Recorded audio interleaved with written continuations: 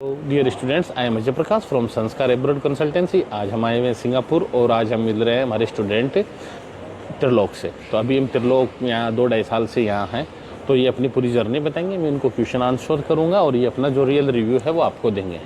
तो आप अपना परिचय दीजिए।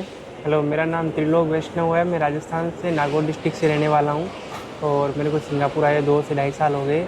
2022 में मैं जनवरी माह में आया था सिंगापुर और फिलहाल मैं आसपास में स्टार्टिंग में मैं स्टडी पे आया था। तो त्रिलोक स्टडी में आए थे आप, वो कौन सा ईयर था, कौन सा कोर्स था और कौन सा कॉलेज था? मेरा कॉलेज का नाम था BITC, banking industry training college. और कोर्स मेरा था HM होटल मैनेजमेंट का और 2022 में आया था मैं सिंगापुर जनवरी में अंदर। ठीक है, फिर आप जब सिंगापुर आ गए तो 1 साल का कोर्स था आपका? हाँ, 1 साल का कोर्स होता है जिसमें 6 मंथ की स्टडी होती है और 6 मंथ की जो इंटर्न होती है। इंटर्न के बारे में, जैसे शुरू के 6 महीने आपको पढ़ाई करनी पड़ती है, हाँ। कॉलेज जाना पड़ता है, तो कितना वहाँ पढ़ना पड़ता है या प्रैक्टिकल ज़्यादा है? इसमें ऐसा है कि मतलब यहाँ कॉलेज लगभग मंडे टू फ्राइडे रहती है और सैटरडे संडे अपन यहाँ पे ऑफ रहता है सभी कॉलेजों में। कितनी देर लगती है कॉलेज आपकी? मेरी कॉलेज मतलब 2 से ढाई घंटे लगती थी जब मैं आया था स्टार्टिंग में। मोस्टली सब बच्चों की इतनी 2 से ढाई घंटे की कॉलेज वगैरह लगती थी और उसके बाद में फ्री होते थे। वो कॉलेज का टाइमिंग था मेरा 9 से 12 का। ठीक है, तो शुरू में आप क्या करते थे? मतलब जैसे आप घर से पैसे मंगाते थे या फिर क्या करते थे? देखो, जब हम स्टडी पे आते हैं तो ये सा है, थोड़ा बहुत स्ट्रगल हमें करना पड़ता है यहाँ पे। देखो, मैंने देखा है कि काफ़ी बच्चों को जो यहाँ आते हुए कि भाई सिंगापुर में शुरू में काम करने के लिए कॉलेज मना करती है और कुछ बच्चे काम भी करते हैं। तो आप इतने साल जा रहे हो, 2-2.5 साल, तो जो बच्चे काम कर रहे हैं या जो घर से मंगा रहे हैं, अलग अलग का अलग अलग वे होता है। तो मेरा जानना ये कि ये जो नेगेटिव या पॉजिटिव पॉइंट है, तो आपके सब दोस्त काम करते थे क्या? हाँ, जैसे मतलब 1 ईयर का कोर्स होता है यहाँ पे। हाँ, जिसमें 6 मतलब महीने तो 6 महीने हम स्टडी करते हैं। स्टडी के साथ में हम पार्ट टाइम जॉब कर सकते हैं। है अनलीगल पर सारे स्टूडेंट्स करते हैं। आप किसी को दिक्कत नहीं आती? कोई दिक्कत नहीं आती क्योंकि कितना मिलता है? एक्सपेंसिव कंट्री है। देखो, मैक्सिमम कम से कम देखा जाए तो $60 पर आवर से और ज़्यादा से ज़्यादा देखा जाए तो $10 पर आवर से। अभी फिलहाल क्या चल रहा है? अभी 10 से 9-10 डॉलर। मतलब कि $10 आप 1 घंटे के कमा सकते हैं। ठीक है, वो आप पे आप कितनी देर काम करते हो, वो तो हम पे डिपेंड करता है। 1 घंटे के 650 रुपये हो गए। ठीक है। दूसरी चीज़ ये है कि जैसे 6 महीने पूरे हुए आपके, अच्छा, तो फिर आपको 6 महीने कॉलेज नहीं जाना होता इंटर्नशिप में? इंटर्नशिप। हाँ, तो वो इंटर्नशिप जो आपकी लगी थी उसमें आपका क्या पे आउट था, कितना पैसा आपको मिलता था? वैसे इंटर्न की होती है $1500 से $1800 सैलरी। जहाँ पे लगती है वो हमें कॉलेज प्रोवाइड करवाती है, हमें उसकी कोई टेंशन नहीं होती है क्योंकि हम जब 6 मंथ स्टडी करते हैं उसकी इंटर्न मतलब OJT जिसे बोलते हैं ऑन जॉब ट्रेनिंग, उसमें हमारे कॉलेज हमें प्रोवाइड करवाती है और यहाँ पे 1500 से 1800 OT वगैरह लगा के कई बार अच्छी जगह पे लग जाती है तो 2000 प्लस भी हो जाते हैं। उसमें खर्चा वगैरह निकाल के $1500 से $1600 बच जाता है। लेकिन इसमें एक चीज़ और मैं आपको देखो अवेयर कर दूँ स्टूडेंट्स को। क्या रहता है, स्टूडेंट हर चीज़ को रिसर्च नहीं करता, तो ये वीडियो हमने उनके लिए बनाया है कि अगर आप ये वीडियो सिंगापुर के बारे में देख लोगे तो आपको, मुझे लगता नहीं कि कुछ और रिसर्च करना पड़ेगा। देखो, जो शुरू में 6 महीने आपकी कॉलेज लगती है, 21 दिन वीक में कॉलेज लगती है, सॉरी महीने में, तो उसमें सबसे बड़ी चीज़ क्या है कि आपको 90% अटेंडेंस जब आपकी होती है, 90% आपकी जब अटेंडेंस होती है तब आपको OJT मिलती है। अब कुछ बच्चे क्या करते हैं, कॉलेज जाते ही नहीं है, कुछ नहीं करते, 6 महीने बाहर रहते हैं, इनलीगली काम करते हैं, फिर कहते हैं कि मेरे को इंटर्नशिप नहीं मिली। तो देखो, आपको कॉलेज जाना पड़ेगा। और 10th पास बच्चा जिसको नॉर्मल इंग्लिश भी आती है ना, वो भी प्रैक्टिकल कोर्स हैं यहाँ HM के, और अटेंडेंस के भी मार्क्स होते हैं, आपको प्रोजेक्ट मिलते हैं, उनको भी आप सबमिट करके आराम से आप पास हो जाते हो। क्योंकि प्रैक्टिकल कोर्स है, हॉस्पिटैलिटी मैनेजमेंट, ऐसा कुछ सुना नहीं कि कोई बच्चा मेरा फेल हो गया, मैंने आज तक सुना नहीं। क्योंकि उसमें प्रैक्टिकल होते हैं, वो असाइनमेंट वगैरह होती है, असाइनमेंट बनानी पड़ती है और इतना कुछ हार्ड वर्किंग नहीं है। ग्रुप में देते हैं, ग्रुप में देते हैं, तो सब मिलके बना लेते हैं। ग्रुप में देते हैं, इसमें ये रहता है कि भाई 3-5-4 बच्चे अगर ग्रुप में है तो एक इंटेलिजेंट होगा और थोड़े जो कमजोर बनवा लेते हैं, एक दूसरे की हेल्प ले लेते हैं। उसमें। ठीक है, आपने 6 महीने OJT की। अच्छा, तो ठीक है, ये हो गया। अब एक क्वेश्चन ये आता है कि सर मेरा तो कोर्स पूरा हो गया, अच्छा, उसके बाद मैं क्या क्या कर सकता हूँ? तो वो तो चलो मैं बाद में बताऊंगा, आपने क्या क्या, आप वो बताइए। उसमें ऐसा है, जैसे मेरे पास 2 ऑप्शन थे। एक तो मेरी स्टडी कंप्लीट होने के बाद में मैं या तो एडवांस स्टडी या हायर स्टडी अप्लाई कर सकता था अपनी, और दूसरा ऑप्शन ये था कि मतलब जहाँ पे भी हम यहाँ 1 साल रहते हैं, हमारे पुराने लिंक होते हैं, उनसे हम कांटेक्ट करते हैं। ये फिर आप जिसके पास OJT करते हैं, जिनके पास OJT करते हैं, तो वो भी क्या हमारा काम देख के हमें आसपास या वर्क परमिट जो भी प्रोवाइड करवा देता है। मेरा ऐसा हुआ कि मैंने अपने पुराने लिंक से बात की इधर उधर से, तो एक कंपनी में मैंने 1-2 कंपनी में इंटरव्यू दिया, तो ऐसा करके मेरा पास लग गया आसपास। ठीक है, चलो आपको आसपास मिल गया।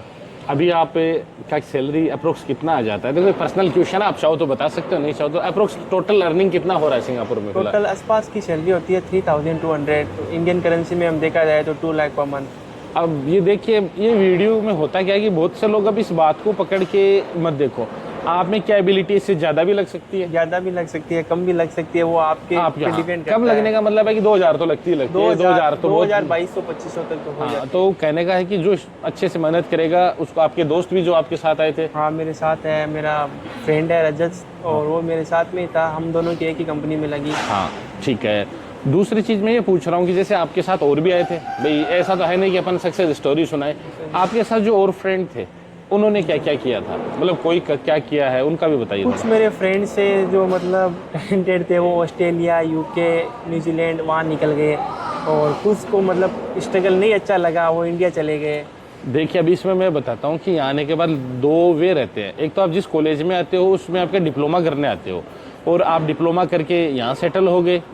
अगर आप इंडिया जाना चाहो इंडिया जा सकते हो, या फिर आप दूसरे कंट्री जाना चाहो तो इन कॉलेजों का दूसरी कंट्रीज़ में टाई अप होता है। तो आप फर्स्ट ईयर यहाँ पढ़ो तो आपको सेकेंड ईयर में, या फिर अगर आपने पोस्ट ग्रेजुएशन कर रखी है तो आपको थर्ड ईयर में वहाँ एडमिशन मिल जाता है, और आपकी फीस भी कम लगती है। तो इसे बोलते हैं 5वें प्रोग्राम। तो बहुत से बच्चे यहाँ बहुत से बच्चे स्टूडेंट जाते हैं वहाँ से। फिर दूसरा वे बच्चे क्या अपनाते हैं, देखो ये थोड़ा अलग वे है कि यहाँ पर 5-4 कंट्री लोग ट्रेवल करते हैं और फिर विजिट वीज़ा लगा के ऑस्ट्रेलिया कनाडा, यूके, चले जाते न्यूजीलैंड कहीं पे हैं, भी। क्योंकि लॉन्ग टर्म वीज़ा मिलता है ऑस्ट्रेलिया न्यूजीलैंड का, 1 साल का मिलता है। तो वो आप यहाँ अच्छे कंट्री हैं आसपास, जहाँ मलेशिया, इंडोनेशिया है, फिलीपींस है, इनका आपको तुरंत वीज़ा मिल जाता है। फिलीपींस का तो चाहिए भी नहीं अगर आपके पास सिंगापुर का वीज़ा है। मलेशिया का फ्री है, मलेशिया का ऑन अराइवल वीजा। और ये बात हम जाते हैं इंडोनेशिया तो $150 में आना जाना। मलेशिया तो ऑन अराइवल है, कुछ लगता ही नहीं है। मलेशिया की तो यहाँ से बच जाती है $8 बच जाती है $8। अप डाउन हो जाता है।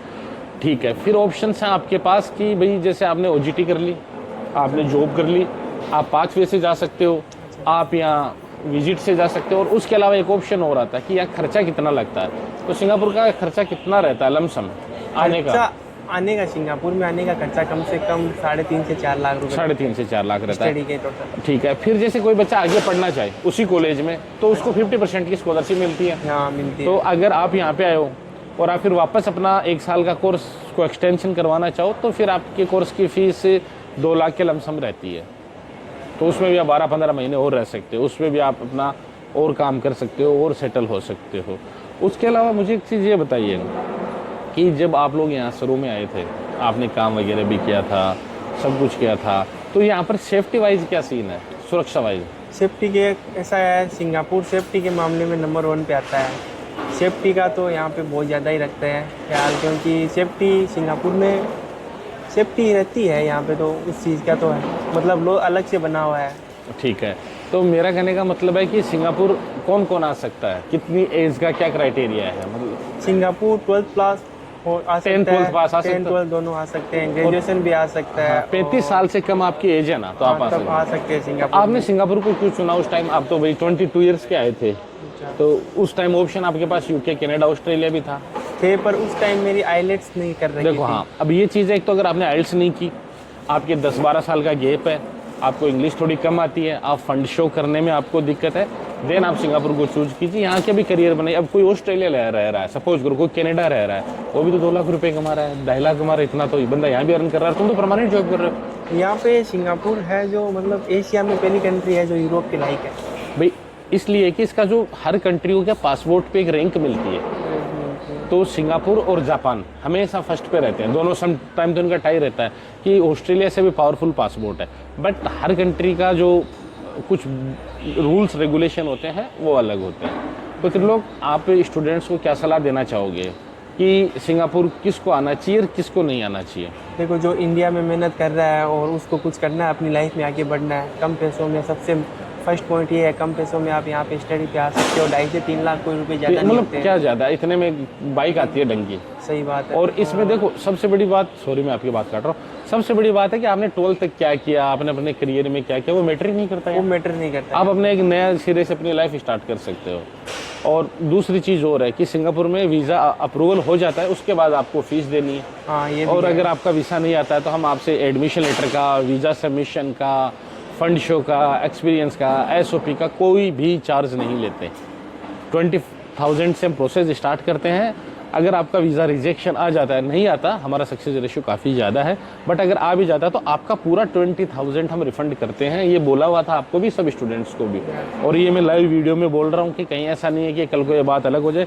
अगर आपका सिंगापुर का वीज़ा नहीं आता है तो मैं प्रॉमिस है हमारा, हम आपका एक सिंगल पेनी वीज़ा फीस भी नहीं कट करते। वो इसलिए नहीं करते कि हमारा जो सक्सेस रेशियो वो बहुत ज़्यादा है। और त्रिलोक, एक चीज़ आपने बताई कि भाई आप शुरू में आए थे, आपने काम किया, क्या रहने खाने पीने का क्या है? रहने का यहाँ पे अकोमोडेशन है, ऐसा है $350 पर 300, मंथ का है। 350 350 यहाँ पे है। खाना बाहर चाहे तो बाहर भी खा सकते हैं, पर क्या बहुत स्टूडेंट है जो घर पे बनाते हैं, क्योंकि थोड़ी ये एक्सपेंसिव कंट्री में आती है तो थोड़ा कॉस्टली पड़ जाता है, इसलिए वो घर पे बना सकते हैं अपना आराम से। और इंडिया का जितना भी आइटम है वो सारा मिलता है यहाँ पे, आराम से बना सकते हैं और कोई प्रॉब्लम नहीं है। ठीक है। ट्रेवल्स की यहाँ पे सबसे मोस्ट इम्पोर्टेंट बात यह है कि सिंगापुर ट्रेवल्स के मामले में वर्ल्ड में नंबर 1 पे है। देखो, सबसे ज़्यादा टूरिस्ट आते हैं और इंडिया की डायरेक्ट फ्लाइट है। 10-12 हज़ार रुपये में आप आ जा सकते हो। और आप अगर यहाँ पढ़ने आ रहे हो ऑस्ट्रेलिया से, यूके से, आप इतना अप डाउन नहीं कर सकते, लाखों रुपए की टिकट रहती है। लेकिन यहाँ से सैटरडे संडे आप जाके आना चाहो तो आप जाके आ सकते हो, कोई इश्यू नहीं है। तो देखो, अपॉर्चुनिटी के लिए जैसे ये बहुत बढ़िया कंट्री है, और जिसका देखो बजट है, मैं तो ये कहता हूँ कि अगर आपका डेस्टिनेशन यूके है, आपके पास बजट है, ऑस्ट्रेलिया है, आपको चूज़ करना, आप जाइए। लेकिन मैं उस स्टूडेंटों को सलाह देता हूँ कि जिनका बजट नहीं है या जिनको लगता है कि भाई वो चीज़ मैं यहाँ भी ले सकता हूँ, तो फिर क्यों इतना पैसा ख़राब करना। तो ठीक है, कोई भी स्टूडेंट अगर यहाँ आएगा तो बिल्कुल त्रिलोक आप उनकी हेल्प भी कर देना। बिल्कुल करेंगे, बिल्कुल करेंगे। हमारी भी किसी ने की थी, हम हाँ, बिल्कुल। हाँ, और एक चीज़ और ये बताना भूल गया मैं कि जब आप आए थे तो मैंने आपको एयरपोर्ट पिकअप किया था, आपको वो बताइए, उसके बारे में बताइए कि भाई जब स्टूडेंट यहाँ आते हैं तो हम क्या सुविधा देते हैं। जब स्टूडेंट यहाँ आते हैं नए नए, तो इनके जो पुराने स्टूडेंट है ये उनसे कांटेक्ट करते हैं, वो उनको पर्सनली लेने के लिए जाते हैं एयरपोर्ट में, उनको फ्लाइट वगैरह अरेंज करवाते हैं। सारा MRT कार्ड होता है, मेट्रो का एक कार्ड होता है, सिम वगैरह सारी कुछ फैसिलिटी सर हैं जो अवेलेबल करवाते हैं यहाँ पे। और कॉलेज की गाइडलाइंस वगैरह सारी कुछ बता के जाते हैं। देखो, इसमें सबसे बड़ा बेनिफिट रहता है कि आपके दिमाग में ये डाउट नहीं रहेगा कि सर मैं यहाँ आ रहा हूँ तो मेरे को आगे कौन मिलेगा। आपको हो सकता है त्रिलोक लेने आ जाए, हो सकता है रजत लेने आ जाए, जो भी हमारे बच्चे हैं काफ़ी वो लेने आ जाते हैं। अगर ये फ्री रहते हैं तो ये कोई ना कोई बच्चा हमारा फ्री रहता ही है। और दूसरी चीज़ मैं आपको ये बताना चाह रहा था कि जो कॉलेज फीस है वो भी आपको डायरेक्ट कॉलेज के अकाउंट में डालनी होती है, उसमें भी हमारा कोई इन्वॉल्वमेंट नहीं रहता है। तो आपके लिए ईजी है कि आपको अपना एयर टिकट का पे करना है, कॉलेज फीस पे करनी है, और छोटे मोटे जो 10-5 हज़ार रुपये के चार्जेस है वो पे करने हैं, और आप इजीली आ सकते हो। डिपेंड करता है अगर आपका कोई डॉक्यूमेंट ड्यू है या कुछ डॉक्यूमेंट्स आपको बनवाने हैं तो फंड शो करवाना है, वो एक अलग सीन रहता है। लेकिन सिंगापुर का सिंपल सा काम। आपका वीज़ा भी कितने दिन में आया था आपका वीज़ा? मेरा वीज़ा आ गया था 1 मंथ में। 1 मंथ में आपका वीज़ा आ जाता है, किसी का 25 डेज़ में आ जाता है। तो बिल्कुल मेरी स्टूडेंट से सलाह है, जिनको सिंगापुर जाना है, ऑस्ट्रेलिया जाना है, कहीं भी जाना है, वो एक बार संस्कार एब्रॉड कंसल्टेंसी में संपर्क करें।